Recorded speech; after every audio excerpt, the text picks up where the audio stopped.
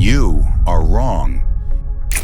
Because you still think that the Buddhism is a religion, is a philosophy, or a way of living, but it's not that simple.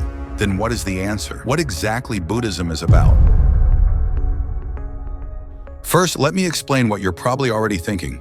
If you walk into a temple and observe what people are doing, you might assume it's a religion. You'll see people offering flowers, lighting candles, and performing rituals. On the surface, it looks like worship. But then, if you dive into the Buddha's suttas, you might find them deeply philosophical, packed with profound insights about life and existence. On the other hand, if you explore Buddhism through practices like meditation or mindfulness, you might see it as a way of life, something deeply personal and practical. Now, you understand that what you were thinking is not entirely correct. Let me explain the real meaning.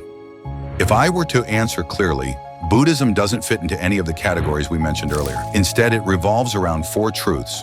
The first truth is dukkha, suffering. Life is inherently unsatisfactory, marked by pain, change, and impermanence. Second is samudaya, the origin of suffering. Suffering arises from craving and attachment fueled by ignorance. Third, Nirodha, the cessation of suffering. Letting go of craving leads to enlightenment and freedom from suffering.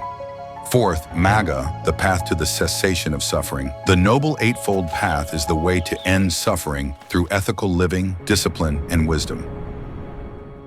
Now that we've discussed the Four Noble Truths, the foundation of Buddhism, it's clear that Buddhism isn't just about rituals or beliefs. It's about understanding suffering, its causes, and the way to end it. But then, you might wonder, if Buddhism isn't a religion in the traditional sense, why do people still offer flowers and perform rituals? Here's the truth. In Buddhism, we don't worship the Buddha in the same way people worship a god or deity. Instead, we show respect to the Buddha, much like how we respect our teachers in school or college.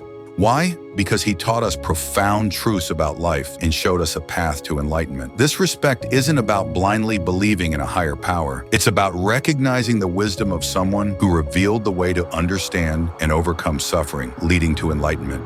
In fact, the Buddha himself once said, "Offering flowers, lighting lamps, or reciting prayers in my name is not the highest form of respect you can give me. The real respect lies in understanding my teachings, walking the path, and achieving nibbana." This reminds us that Buddhism is not about external rituals or displays of devotion. It's about internal transformation and truly living the path toward nibbana, enlightenment. That's the ultimate way to honor the Buddha, not through rituals or offerings, but by genuinely walking the path he revealed to us. You can study Buddhism as a philosophy and admire its intellectual depth, but mere study won't lead you to nibbana. Enlightenment isn't something you can find in books. It's something you must experience and realize within yourself. So at its essence, Buddhism is about the Four Noble Truths and the journey toward enlightenment. That's what makes it timeless, profound, and unlike anything else. Buddhism isn't just something to learn, it's something to live. The journey to enlightenment begins with one step: understanding and applying these truths in your own life. The path is yours to walk.